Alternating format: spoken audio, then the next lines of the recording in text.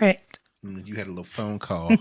You're my business. Am I in your business? You're my business. You sure I'm in your business? You're my business. We'll talk about it later. Oh, we'll talk about it later? You don't want to talk about it now in front of our audience? We'll talk about it later.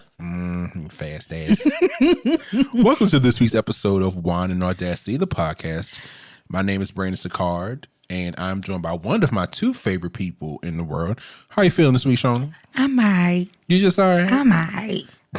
Hello, wine. A little bit of wine. A little sippy sip. She, after our technical difficulties we ran into was back in March. Mm-hmm. She went out and bought a wine chalice glass, not a chalice, beverage holder that's metal with a lid and a straw. Because I'm classy. You know, she be finding stuff on Amazon, child.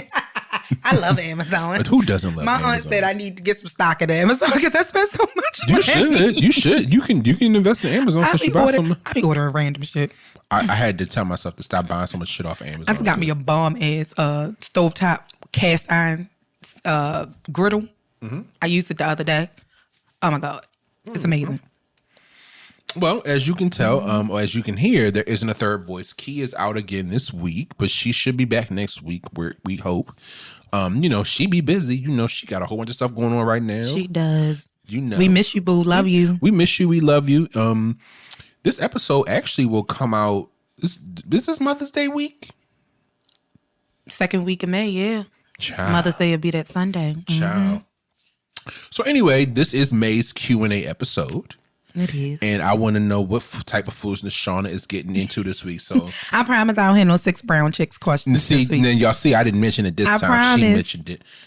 We shall see. What you got for us this week, Miss Shauna? All right. So, hey, y'all, before we get started, if you have any questions that you want asked or answered on the show, feel free to send them to us via social media or to our email address at askwandapod@gmail.com. That's ASKWANDAPOD@gmail.com. Let us know if you want to remain anonymous, if you have first name, last name, last initial, or vice versa, or if you just don't give a damn because ain't nobody gonna check you. Mm-hmm. So, you ready to get into these questions, Vic? Let's do it. All right.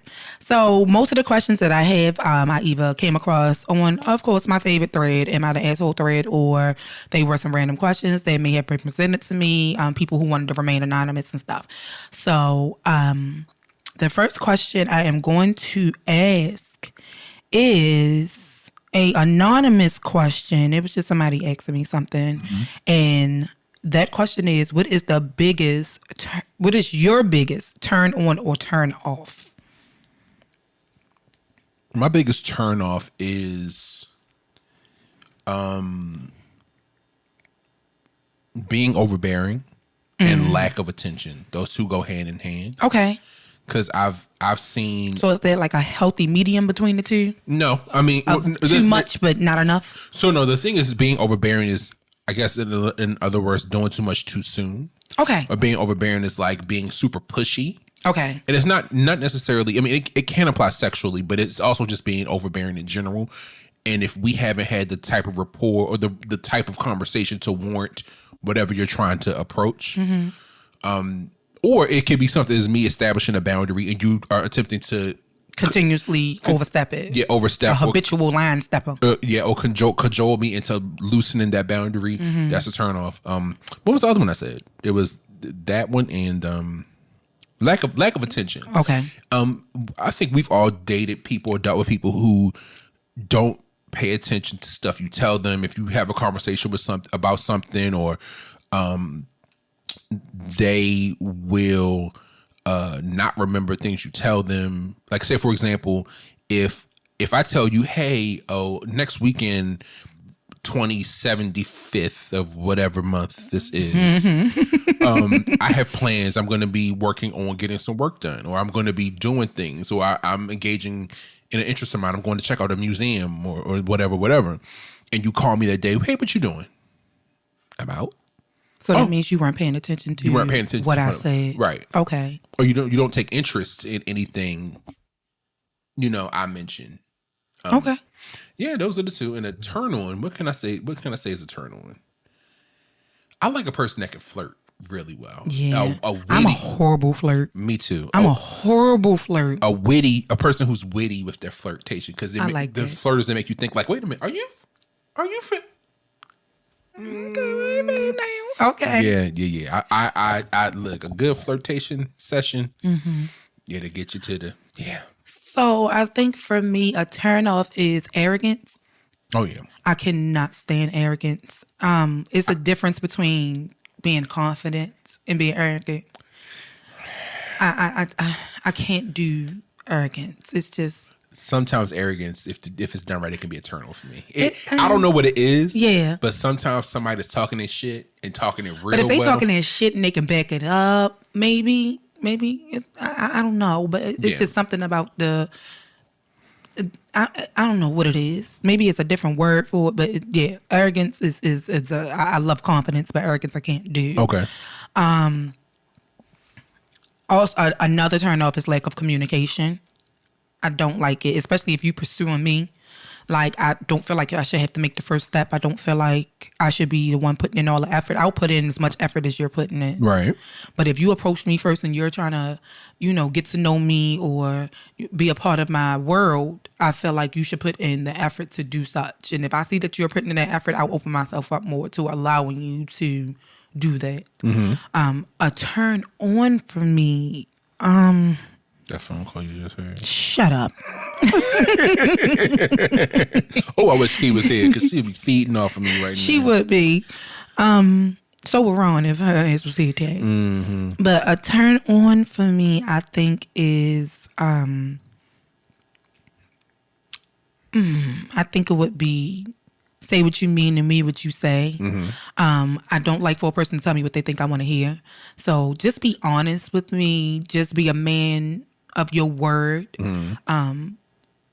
I like that. And I also, to echo what you said about the whole flirtation thing, I love somebody who can take initiative. I guess they would call old fashioned in a lot of ways. I like a man who takes the initiative, and it makes me feel, I guess, safe. Mm-hmm. And it makes me feel, I guess, wanted, and make me feel like you really trying to, you really like me. You really trying to get me. So I like that too. Okay.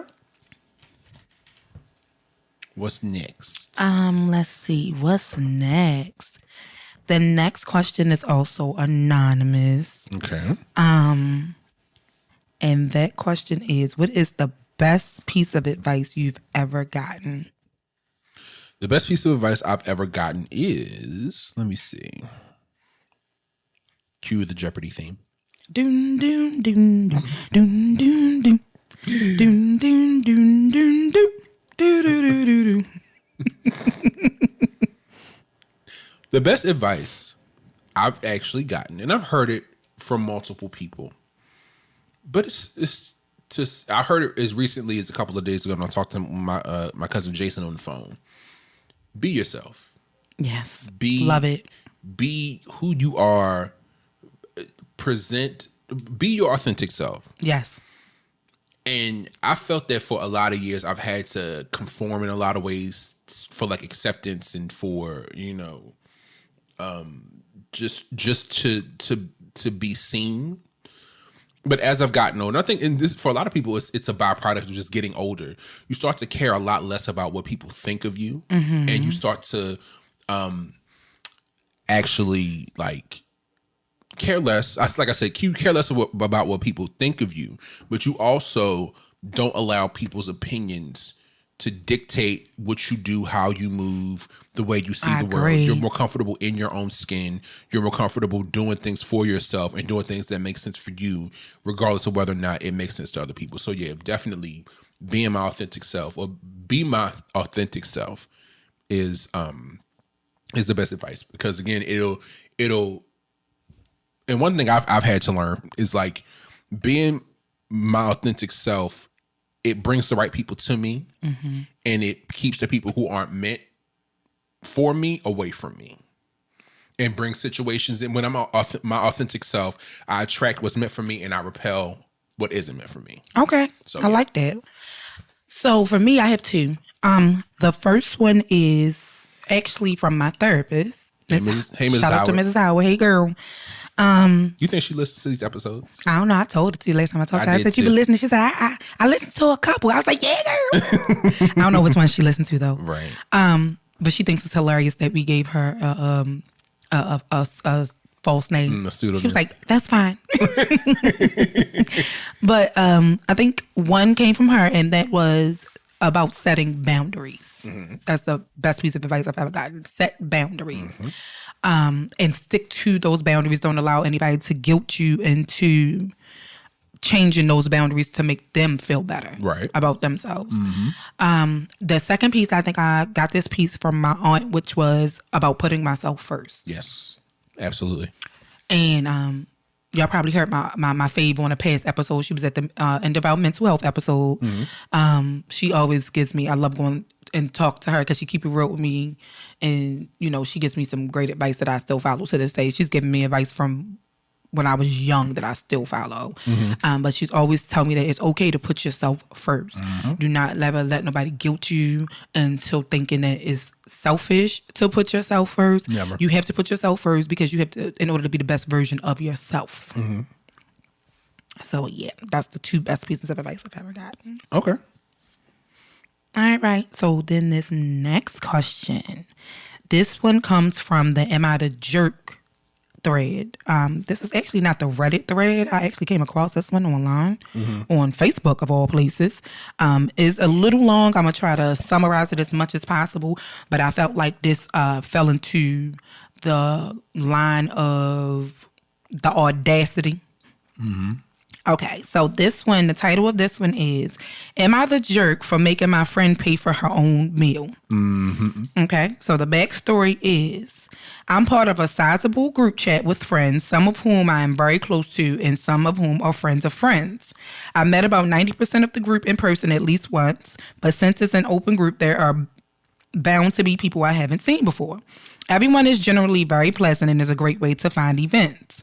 Most of the group went to a concert last night, which left behind a couple of stragglers who had appointments or, like me, are mildly claustrophobic and hated big crowds. My evening was free, so I organized a small group dinner. I extended an invitation in the group chat to anyone who might be interested, specifying that I would be paying for everyone.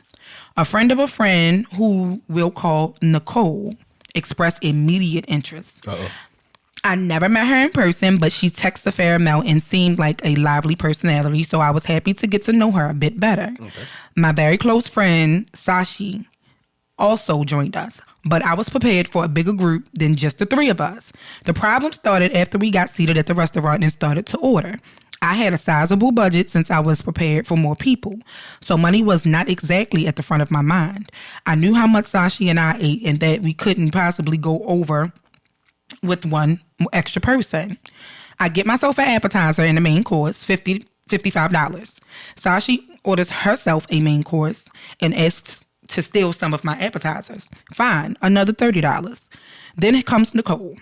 She picks out the most expensive possible appetizers, main course, and desserts and proceeds to add every single paid modification possible along with a couple of drinks. Halfway through the order, I tell her to relax and that we could get more later, but she insisted that she wanted everything. I then told her that if she kept going, I wouldn't pay for it, but she literally laughed at me and told me I said I would pay, so she was going to order what she liked. Her personal total came up above $150. To me, this was in bad faith and I wasn't having it. She was taking advantage of the fact that I was treating her and using it to eat and stock her fridge for a few days with the leftovers. Sis, come on, sis. Don't do that. Obviously, when it came time for the bill, Nicole did not take well to the fact that I covered Sashi and not her. She told me that she wasn't leaving until I paid her bill. I was not willing to compromise because it seemed clear to me that I was being mistreated. We waited for over an hour as she threw a fit and attempted to guilt me into paying. Eventually, her partner texted me looking for her, so I explained the situation. He got mad and told me to just pay and take her home, but I was adamant, so I gave him the address of the restaurant, made sure he was coming, and left her there. She is now telling everyone that I am a liar and abandoned her in the middle of nowhere last night. Am I the jerk? No. Why would you? I could see if on one hand, I could see if in this instance, she let this girl ring up all this food and didn't say nothing to the end of the bill after she agreed to pay. Yes. But she opened her mouth while she was ordering or while the food was coming, I guess, mid-meal saying, hey, slow down. Like, you're doing a lot. You're doing too much. And the girl was like, well, I'm a still do what I want. Mm-hmm. So you're not the asshole. And then for her to throw a fit, I don't care. My mother always said, and she's told me this, even if somebody offers to take you out somewhere for food, for drinks, for whatever, always have your own money. So if shit goes left, there it is. You can still afford to cover your own bill and not be sitting there stuck looking stupid. Having to wash dishes. Because somebody changed their mind or because you wild out and people don't want to cover your bill. I'm going to tell this quick story. I went out with a former friend back in college. He invited me out to it was his birthday dinner. This was like 15 plus years ago. Okay. But he invited me out for a birthday dinner that he had. It was him and his fiance at the time, and then a group of all of his friends I'd never met outside of him and his fiance. I didn't know anybody in the group, but it was fine. So we get there, everybody, we're at the table, we're eating this, we're drinking, having fun, being merry, whatever. Bill comes. I think let's say it was maybe if it was 10 of us at the table, the bill was like $800. And how many people was it? Maybe 10. Okay. Maybe 10 people. So it was like $800. Okay. But mind you, we're all college students. Yes. So people are starting to look around like, now I know personally at the time I had like a drink, an appetizer, and an entree. I didn't order dessert, but I tabulated, got the bill. You knew what you budgeted for. I know what I budgeted for, and I came in under my budget. So they start looking around. Well, I didn't have this. Who ordered this? I didn't get this. Who's paying for this? I didn't do this. Who had this? Blah, blah, blah, blah, blah. So let's say if my bill came to like $50 with tax and tip, I said, well, I'll put up $60 and I'm out of it. I covered $10 above, and I was still under budget for my own meal, but I covered $10 above what I was supposed to pay, and then left it at that. Okay. And I think ultimately after maybe 30 minutes of us sitting there and people playing stupid, like, I don't know who ordered what. I didn't have this. Did you have this? His fiance just covered the rest of the tab. But I've had that happen with family. Right. But I think now, again, we were in college, so of course money was tight. People, of course, were just ordering crazy, and people wanted to play stupid when the bill came. Now I've been in situations where it doesn't happen now that we're in our mid-30s, because it's like if we're going out, especially if it's a large group, regardless of what you order, the bill is split evenly amongst everybody. And everybody just. I actually saw somebody have a debate about that. They said they don't think it's fair because if I order less than you, why should I pay more than what I had? I've seen that debate before. So in instances where people have issues with bills or paying like for bills, what I've seen them do is while the meal is going on, stop on the waiter and say, hey, I have to leave early. Can I just settle my check so I can pay exactly what my total is? And then they won't actually leave early. But then their bill is settled and they don't order anything else, and then it's fine. I've also seen instances where people explain, hey, if you come out with us, this is what we do. This is how we approach the bill. It should be an understanding. Right. So there's no shock at the end of the table that even though you might have just had, a burger and fries and like 2 drinks, the bill was $700 and your share of that is $65 or $50 with tax and tip. And your meal might only come to like $20. Yeah. Yeah. So, but yeah, if people tell you what the deal is up front, I agree. A conversation should be had. Yeah, as long as if you communicate. That's even on dates and stuff. Like, if you expect me to cover my whole meal, even though I'm going to have money to make sure, but let me know that so I can be prepared. Don't feel some type of way because you thought I was going home with you or something like that. And then, it was so funny because I was watching a show like that, and when he realized that she wasn't going home with him, he told the waiter, hey, take that back and split that straight down the middle. What's that, Grand Crew? No, it was BMF actually. I think that happened on another show I saw, or maybe it might have been Twitter, or I saw it somewhere where the guy was like, I took this girl out, but the conversation was dry. She wasn't trying to fuck. So I was like, well, hey, but did you explain to her that that's what you wanted at the end of the day? You can't just assume that somebody gonna get some ass up because what's people do fresh and fruity. Do assume. But after he said, well, I think it wasn't even that he just said it. He was like, all right, well, let's split this check. Nice to meet you, and then have a good night. And then that's what it was. To an extent, I guess. For me, no, ma'am. I don't think you're the asshole. Mm-hmm. Because, yes, you did offer to pay. However, I think she took quote advantage of that. And I think it's a matter of etiquette. Like, just because somebody is taking you out, that don't mean you go order the most expensive thing on the menu. I understand eating like you would eat if you were paying for it yourself. I get that. I do. I get that. But in this case, she told her ahead of time, listen, you're doing too much. Calm it down. That part. She gave her a heads up and she continued to do it, which means she didn't give a shit about what you were saying, which is a manner of disrespect. It is. So I would have loved to ask that too. What's she gonna do? Chase you out the restaurant after you paid your bill? Right. Like, I'll probably pay you. You can get this bitch. And I'm gonna get my car and I'm going home by my business. And if you want to be mad, you want to be mad. That's fine. I think even to add more insult to injury to that is this was a friend of a friend. It's not like this was like you ain't need my people, sis. Right. What do I care if you don't like me, sis? I don't have to deal with you. Oh, build the bridge and get over it. Really? Bye, bitch. Bye, girl. What's next? That was the fucking Audacity, wasn't it? Yeah, that was. So, this question kind of plays into you speaking about the overbearing thing.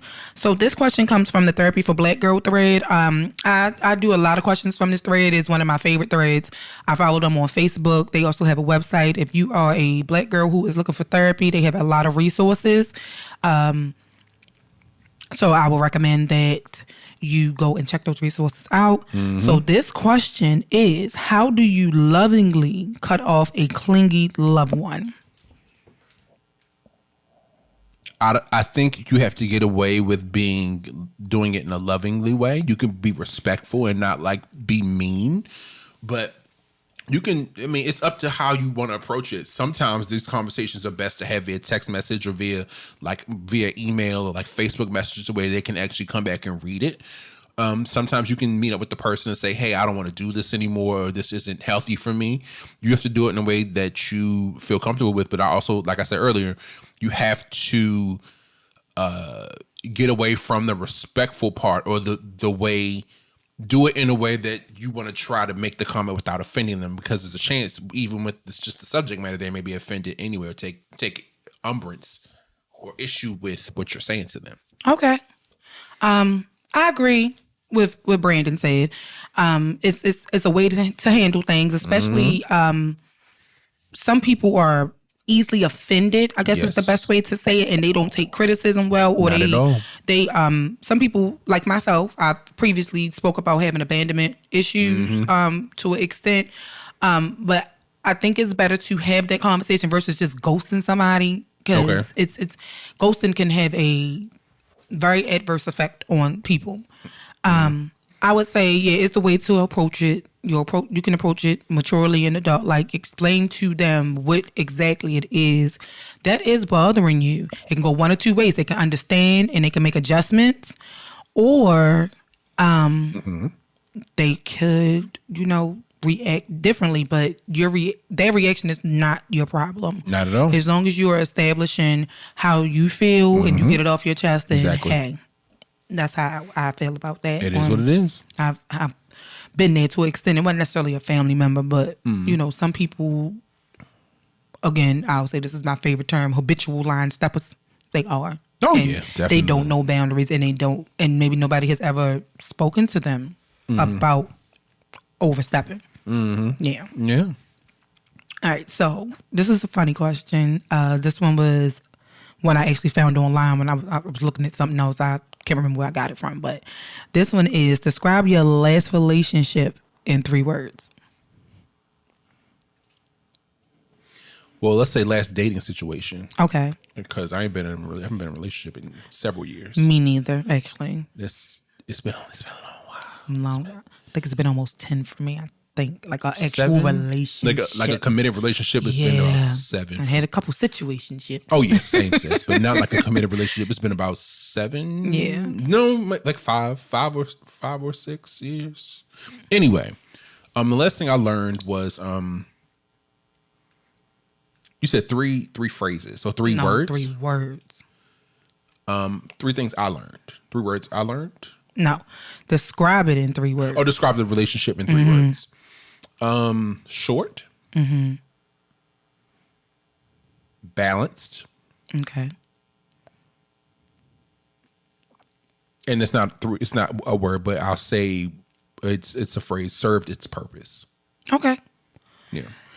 Whew, my go-to answer was "What the fuck?" I mean, it's 3 words. What the fuck? But I'll say toxic, short-lived, and I guess I'll say a lesson. That would be my third one. That's a good one. I learned what not to do Listen. and what to look for. Listen. And not to ignore those blinking the bright ass red lights.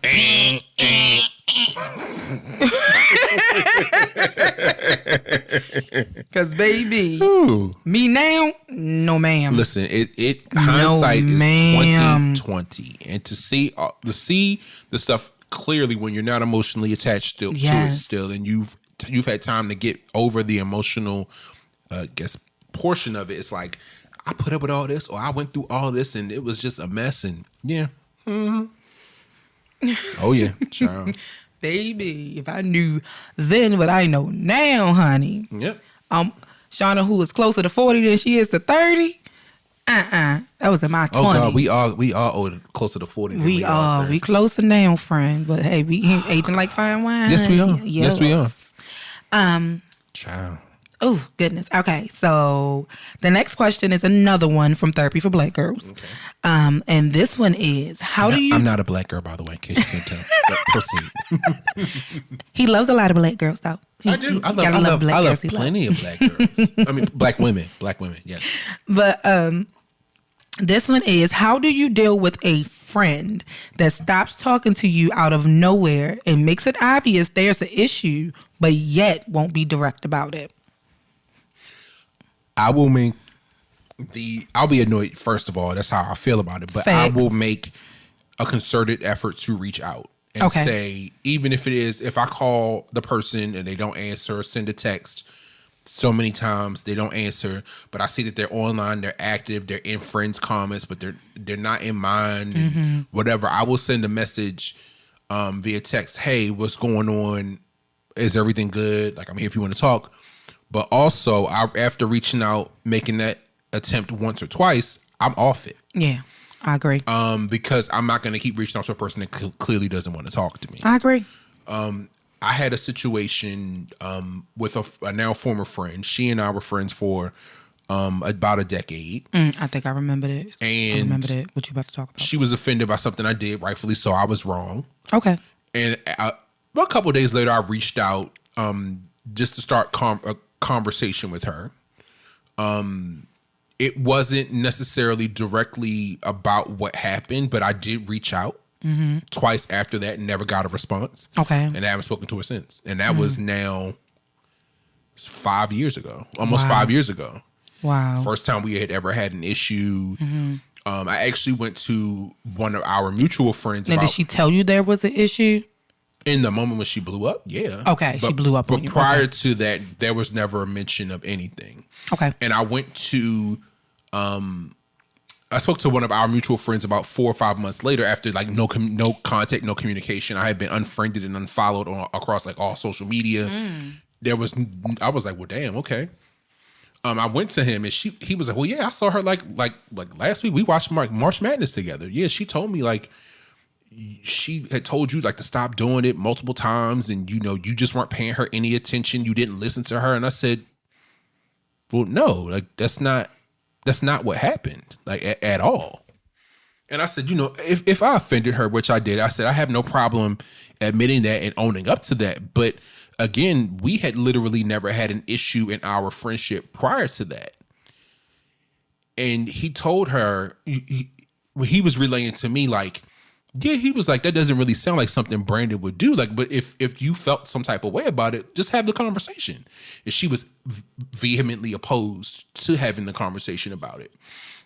And I can say like that honestly was like the first friend I had ever fallen out with. So that affected me for a long, long while. Yeah. Because I was like, well, damn, like if I offended you, tell me that, what you did in the moment, being pissed off. But again, I didn't think it was something that we couldn't come back recover from. Right, because it wasn't something to me. Been there. I've been there. It wasn't something to me that warranted, no contact, But again, people are entitled to feel how they feel.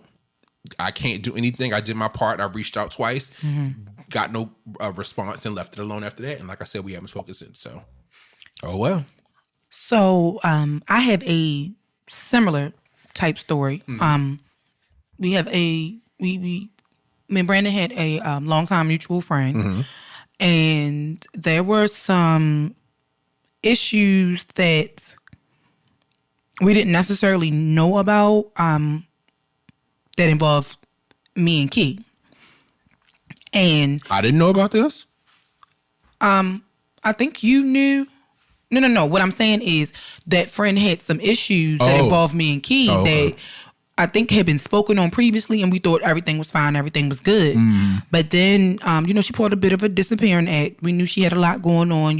I think she was in the process of rekindling, a relationship and whatever else. So we respected that because, she would do disappearing acts and stuff like that. Well, I had another friend who she was also building a friendship with, who took the opportunity to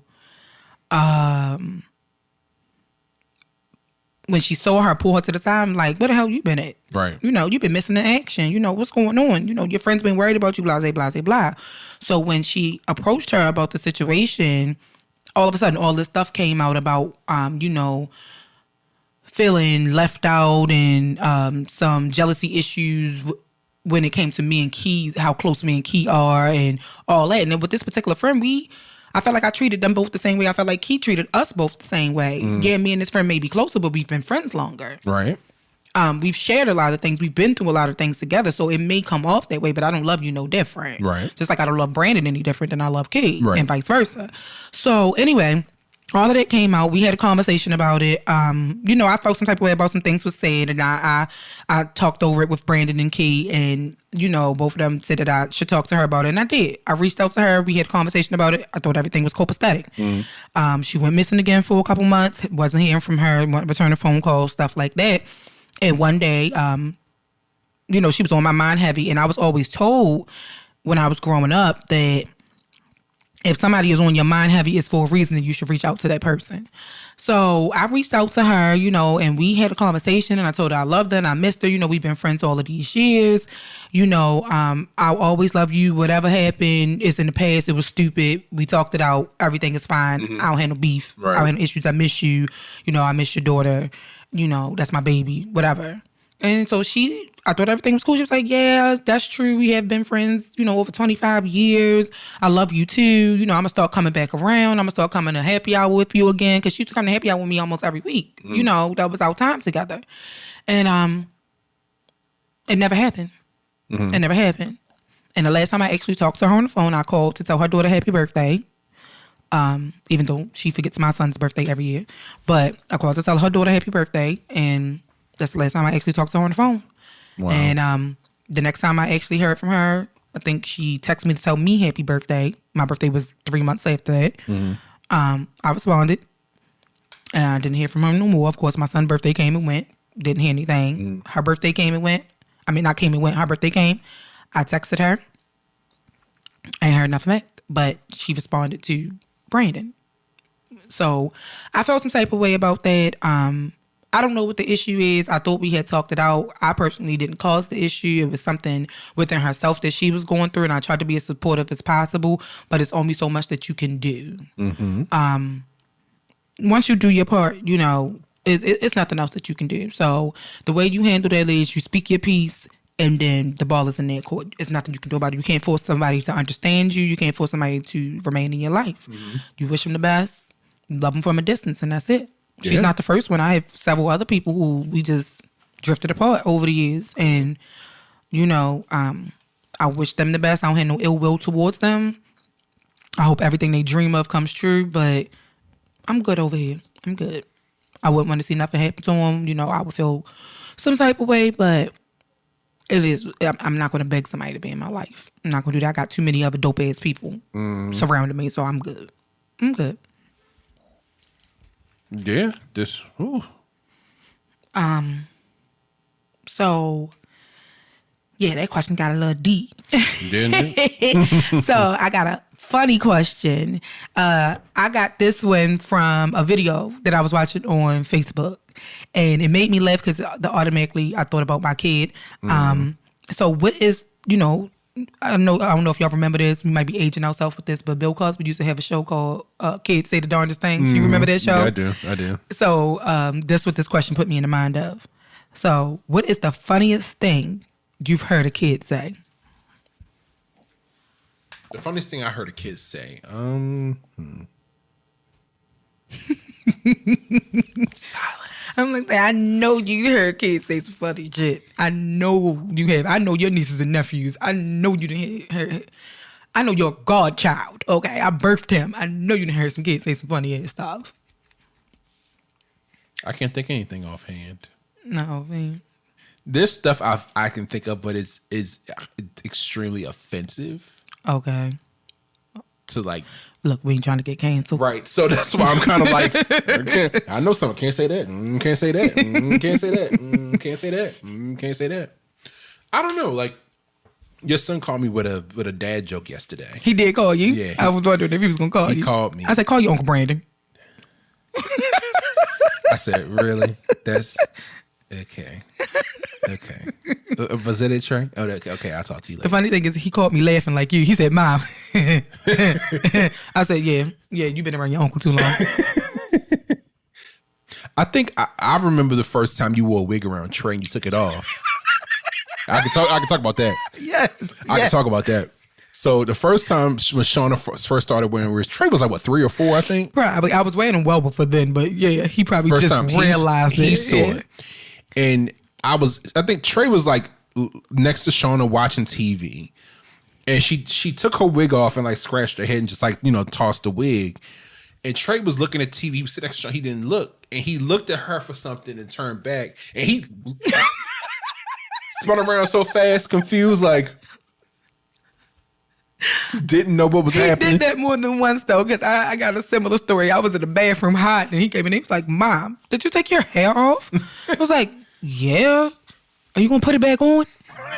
I said, "Tomorrow when we leave out the house. Right now, no. You gonna get all this ugly right now." But I think the funniest thing I've heard a kid say comes from my kid as well.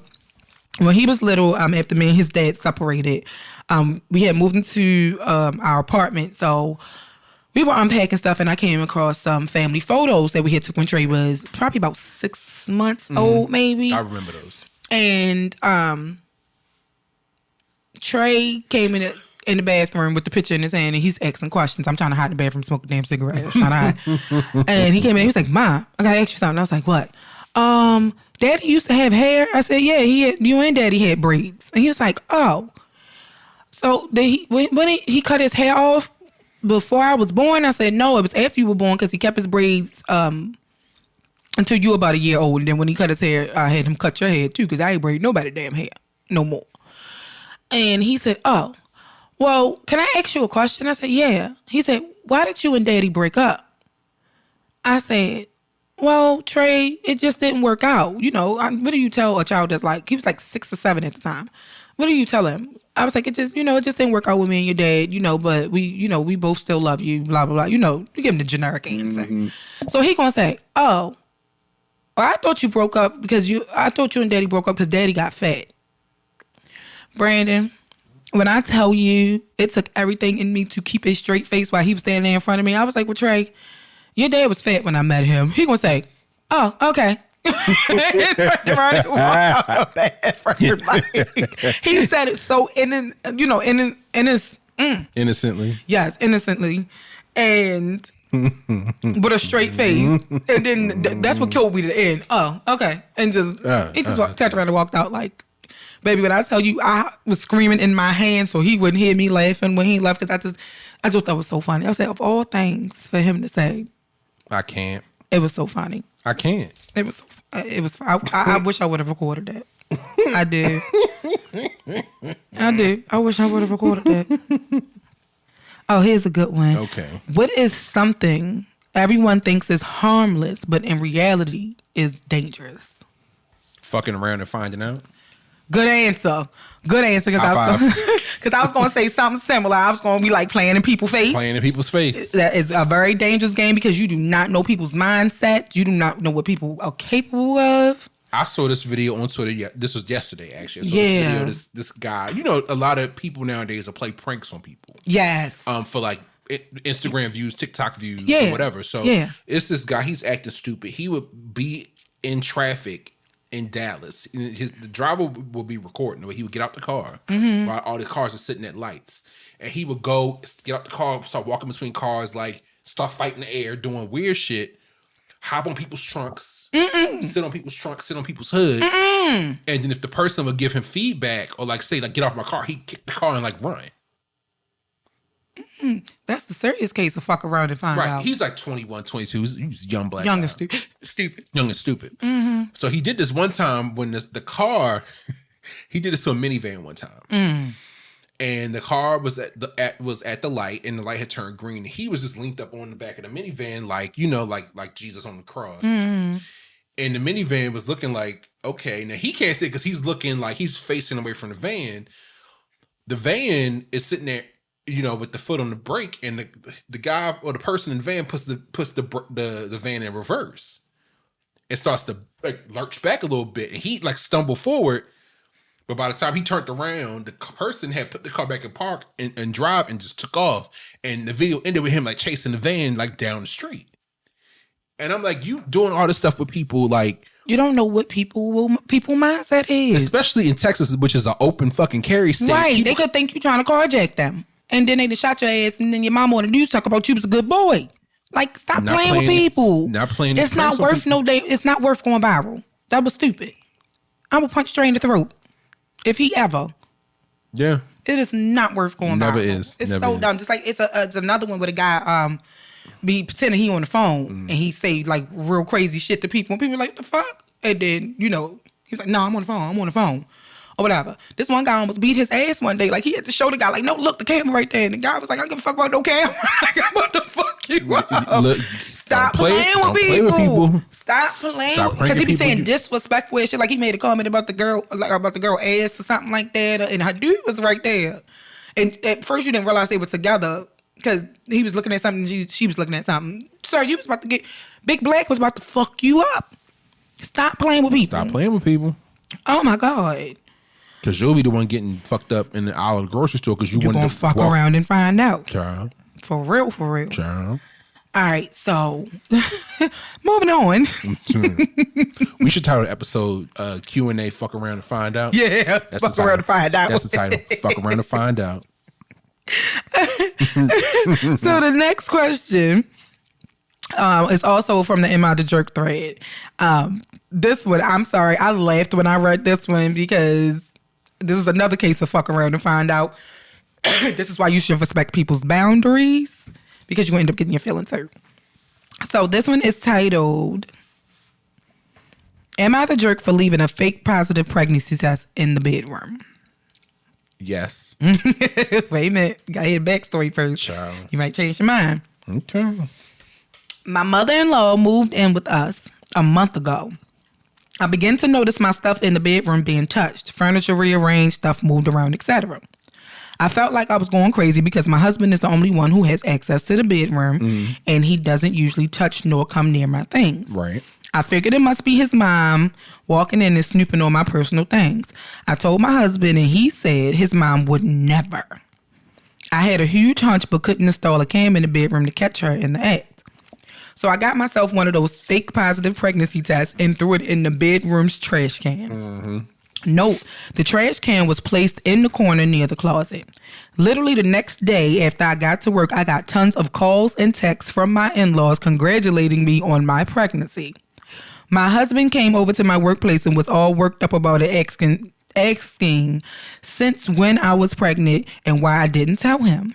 I asked how he found out, and he said his mom found the positive pregnancy test in the trash can in the bedroom.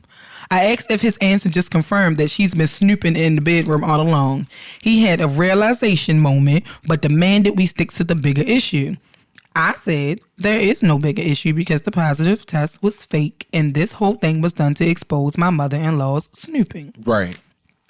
He was not convinced. He had me take an actual test right in front of him, and he was lividly asking how I could lie about such a thing and break his mom's heart, since I know very well that she longs for grandkids. There was no lie.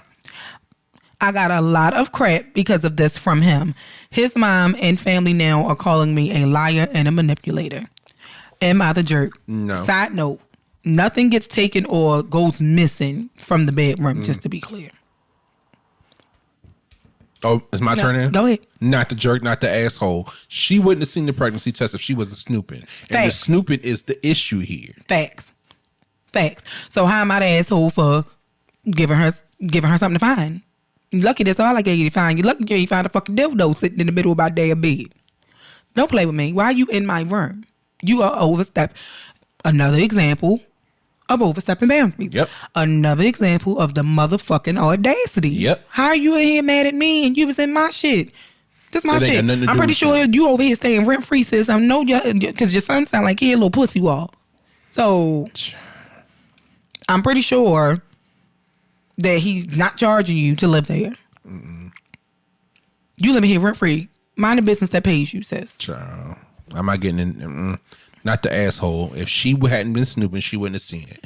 And it also wasn't her business to tell anybody. So it makes her double the asshole, because not only did she go snooping into their bedroom, she then went and started telling people that she was pregnant before the mother and father would have had the chance to tell anybody. That wasn't for you to go tell. Nope. That's not your... Okay, you're excited about having a grandchild. Great. Okay, let the parents make the announcement. How you know they didn't want to do a gender reveal, or they didn't want to set something up? But how do you know how does she know that they weren't keeping it quiet? Because maybe there's a history of miscarriages, exactly, or high risk pregnancy, or and they wanted to keep anything. They wanted to keep it safe. Who said they wanted to keep the damn baby? Right. That wasn't your place. Exactly. The mama Fuck you, mom. Double the asshole. And I would be like, your mother needs to find, if she's staying here, she needs to find somewhere else to go. Right.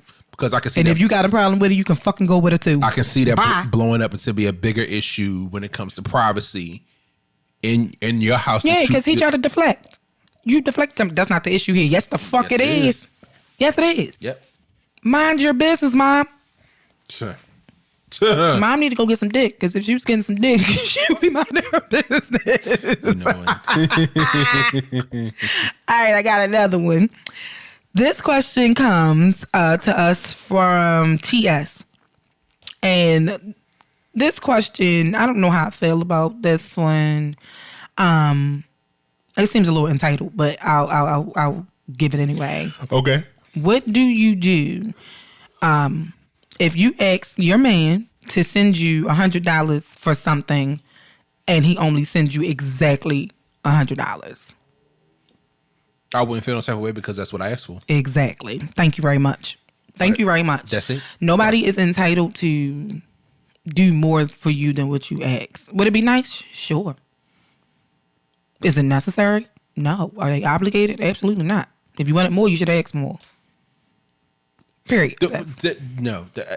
Again, this goes into direct and indirect communication. You can expect whatever you want, but again, if I asked you for, that's like me saying, Shauna, can I borrow $50 because I need it for something, and then get mad when you just send me $500, bitch, that's not what you asked for. Right, you asked me for $50, so I'm going to send you $50.00. Right.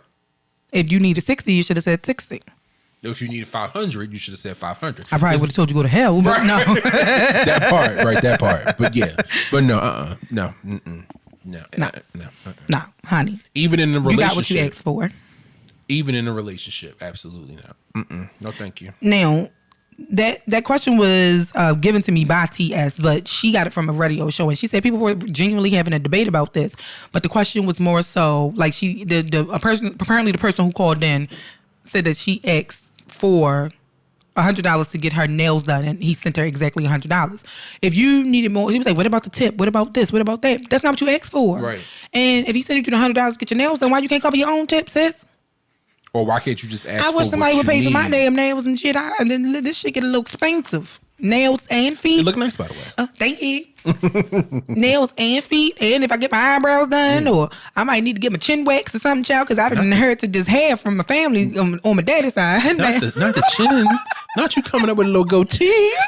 Come on, look, if I let it go too damn far, I might have Come on, one. Shauna Grove. You so dumb. Baby, out there with them trees like, ain't gonna have me out here. You ever try like electrolysis or like waxing or anything?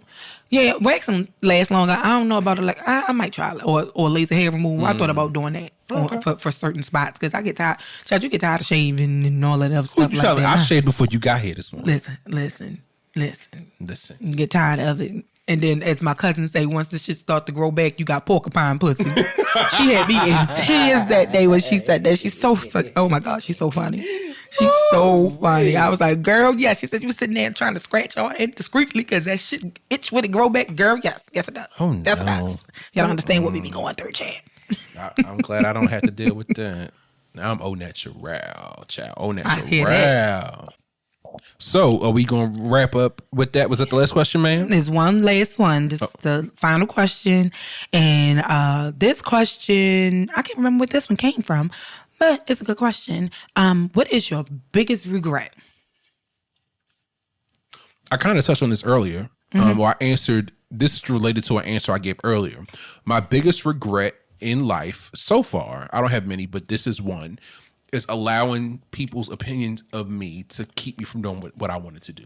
Okay, good. That's a good one. And once I got out of that, it's freeing. It's been amazing to just do what the hell I want to do on my own terms. So, okay. Yeah. I agree. Okay, my first biggest regret was